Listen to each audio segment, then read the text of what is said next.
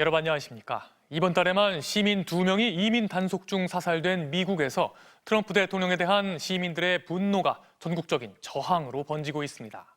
미국 전역에서 학생들이 수업을 거부하고 상인들은 가게 문을 닫은 채 거리로 쏟아져 나왔는데요. 트럼프 대통령은 이들의 목소리를 들을 생각이 없는 것 같습니다. 오히려 시위대가 돈을 받은 거라면서 이민 단속 요원들에게 영장 없이 체포할 수 있는 권한을 주었습니다. 뉴욕에서 나세홍 특파원이 취재했습니다. 두 달째 공격적인 이민 단속이 벌어지는 미네소타주 미니애폴리스 도심. 시민 수천 명이 거리로 쏟아져 나왔습니다.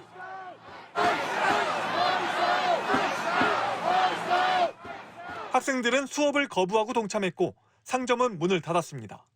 미네소타가 고립되지 않도록 해달라는 호소에 시위는 미국 전역으로 확산됐습니다. 이곳 뉴욕을 비롯한 미국 동부 지역에는 강력한 한파가 찾아왔습니다. 하지만 시민들은 추위에도 불구하고 광장에 모여 트럼프의 이민 정책에 반대하는 목소리를 냈습니다. 트럼프 행정부가 무고한 이를 사살하고도 거짓 해명을 일삼자 평범한 미국인들도 분노했습니다.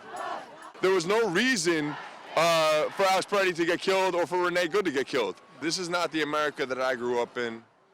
Why would you turn something that's meant to save and protect the public into something that's supposed to hurt it and even citizens? 밤사이 앞선 시위를 취재했던 전직 CNN 앵커 등 기자 2명이 체포됐다. 법원 명령으로 풀려났습니다. 미국이 소설 1984의 독재 사회가 됐다는 비판이 나왔습니다. This dystopian future described here of surveillance and repression and state violence, it's what's happening. 트럼프 대통령은 돈을 받고 나온 반란 세력이라고 시위에 참가한 시민들을 거칠게 비난했습니다. 팻말이 새 것이라는 게 근거였습니다. Everybody has this beautiful sign with brand new wood, but we know pretty much who's funding this stuff. These are paid insurrectionists.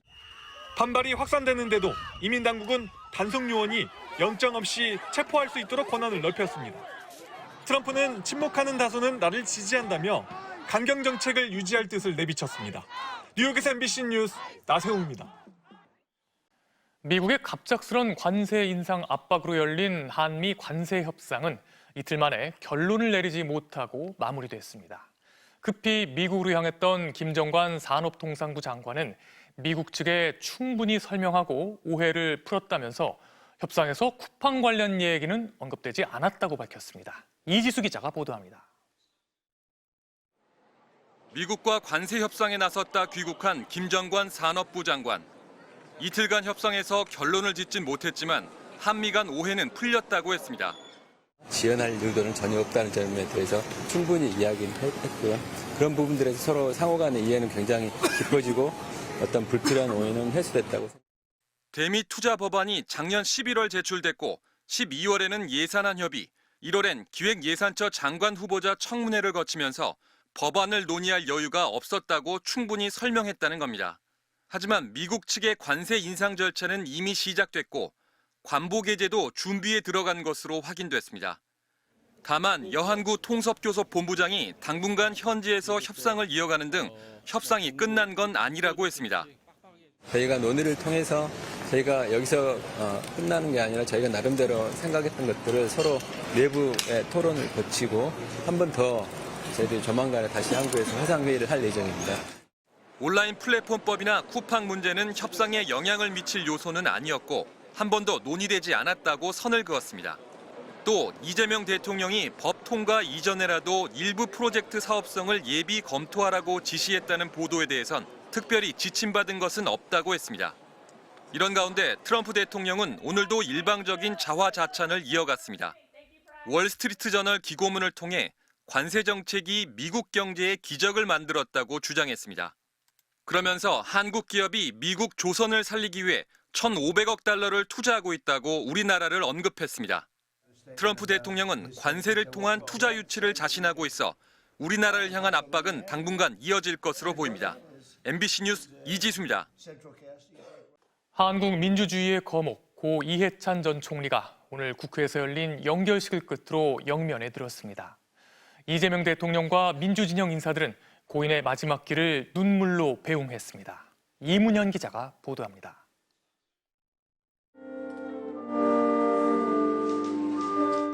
고 이해찬 전 총리의 마지막 길을 함께하기 위해 수백 명의 정계 인사들이 국회 영결식장을 가득 채웠습니다. 이재명 대통령과 김혜경 여사도 검은 정장 차림에 근조리문을 달고 이별의 순간을 함께했습니다. 민주주의 거목, 한 시대를 대표한 정치인.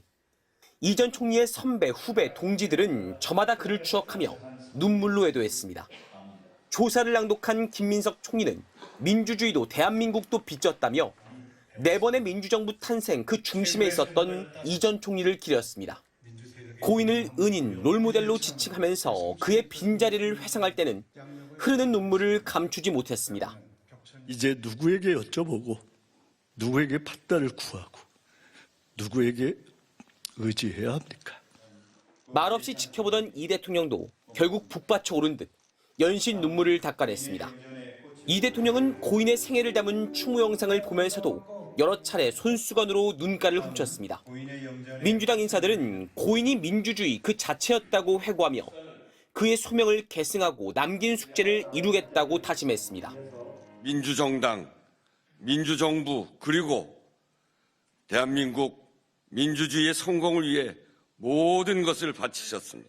민주주의와 한반도 평화, 지역 균형 발전을 향한 이해찬 정신을 계승하겠습니다.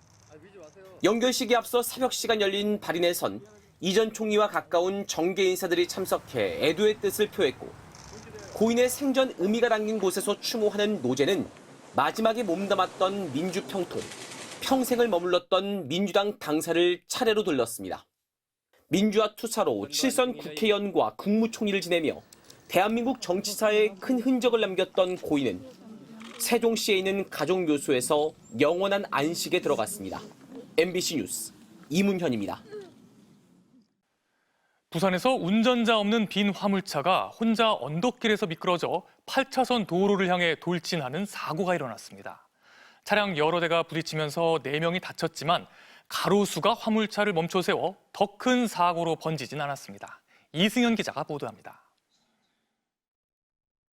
부산의 한 내리막 도로. 갑자기 반대 차선에서 트럭이 뒤로 미끄러지기 시작하더니 반대편 도로로 돌진합니다. 간발의 차로 오토바이가 트럭을 피했지만 정차된 차를 그대로 들이받습니다. 운전석에는 운전자가 없는 상태. 길 건너편에서 운전자가 황급히 뛰어오지만 넘어지고 트럭은 그대로 내리막길을 내달렸습니다. 그런데 트럭이 향한 곳은 차량들이 달리고 있는 8차선 도로. 속도가 붙은 2톤 트럭이 도로로 뛰어들 찰나 중앙분리대에 있던 소나무 한 그루에 막혔습니다. 이 사고로 트럭을 제외한 차량 3대가 일부 파손되고 4명이 가벼운 부상을 입었습니다. 본인은 사이드 브레이크까지 했다라고 하는 것 같은데 정차를 해주고 뭘 보러 가셨는데 사이드 브레이크가 제대로 체결이 안 돼가지고. 경찰은 주변 CCTV와 블랙박스 등을 토대로 정확한 사고 원인을 조사하고 있습니다. 공장에서 화염이 치솟아 오릅니다. 어제 오후 3시 시작된 불은 공장 안 물티슈 등을 만드는 펄프 원료를 불쏘시개로 맹렬히 타올랐습니다. 소방 대응 2단계까지 올라 진화에 나섰지만 달궈진 샌드위치 패널이 진화 속도를 늦췄습니다. 저희 구조대원들이 그 분기로 인한 인명구조에 그 어려움을 겪고 있습니다. 공장 안에 있던 노동자 81명은 비상벨을 듣고 대피했지만 네팔과 카자흐스탄 국적 노동자 2명이 실종된 상황. 하지만 열기와 붕괴 위험에 수색의 난항을 겪자 화재 발생 3시간 만에 소방 로봇까지 첫 투입됐습니다. 고온에 강한 특수 타이어와 방수포를 장착한 소방 로봇은 붕괴 우려가 있는 곳으로 들어가 진화와 수색을 동시에 진행했습니다. 무인 소방 로봇 2대를 투입해서 화재 진압을 했는데 나름 저희가 못 들어가는 부분에 대해서 진입하는 부분도 있었고. 새벽 1시쯤 공장 안에서 실종자로 추정되는 시신 한 구가 발견됐고 불은 21시간 만에 꺼졌습니다. 소방당국은 남은 실종자를 찾기 위해 폐기물 처리 업무가 이루어지던 공장 A동을 집중적으로 수색하고 있습니다. MBC 뉴스 이승현입니다. 요즘 계란값이 너무 올라 장보기 무섭다는 분들이 많은데요. 대형마트들이 정부 지원을 받아 대대적인 할인에 들어가자 아침부터 긴 줄이 늘어섰습니다. 송서영 기자입니다. 서울의 한 대형마트입니다. 아침 10시 문을 열자마자 사람들이 달걀 주변으로 몰려듭니다. 계란 사야겠다. 30개 한 판에 4,979원. 최근 들어 처음 보는 가격에 경쟁하듯 카트에 담습니다. 8, 9천 원 했었는데 지금 거의 5천 원대잖아요. 집어올 수밖에 없는 거죠. 1인당 2판으로 제한하다 보니 부부가 따로 들고 가기도 합니다. 계란은 항상 2판씩 여유가 있어야 되는데 한 판씩밖에 못 사다가 싸니까 2판, 3판씩 사게 되는 거죠. 농식품부의 지원을 받아 2월 4일까지 특가 판매에 나선 겁니다. 준비한 물량은 30만 판, 평상시보다 4배 수준으로 준비했지만 빠르게 소진되고 있습니다. 다른 계란보다 절반 가까이 싼 가격에 제 어깨 높이만큼 쌓여있던 계란이 10분 만에 이만큼 팔렸습니다. 또 다른 대형마트엔 오늘부터 미국산 수입 계란이 대거 풀렸습니다.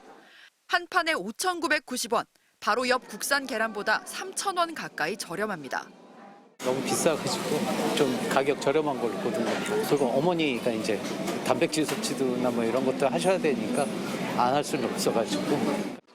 조류 인플루엔자에다 설 명절을 앞두고 계란값이 들썩이자 정부가 미국산 계란 224만 개를 직접 들여왔습니다. 달걀값이 오르면 빵이나 과자는 물론 각종 가공식품과 외식 물가까지 압박을 받기 때문입니다. 또 다른 지역은 10,000원까지 가는 경우도 있거든요. 그래서 여기서부터 안정화되면 이제 다른 시장에서도 또 다른 지역에서도 평균에 수렴할 거라고 봅니다. 하지만 이미 7개월째 고공행진 중이다 보니 한시적인 할인 행사론 부족하다는 지적도 나옵니다. 실제 이번 달 들어 달걀 한 판 가격은 평균 7,100원을 웃돌았습니다. 작년 같은 기간보다 11% 넘게 올랐습니다. 정부는 조류 인플루엔자 확산과 수급 상황에 따라 추가 수입도 검토하고 있습니다. MBC 뉴스 송서영입니다.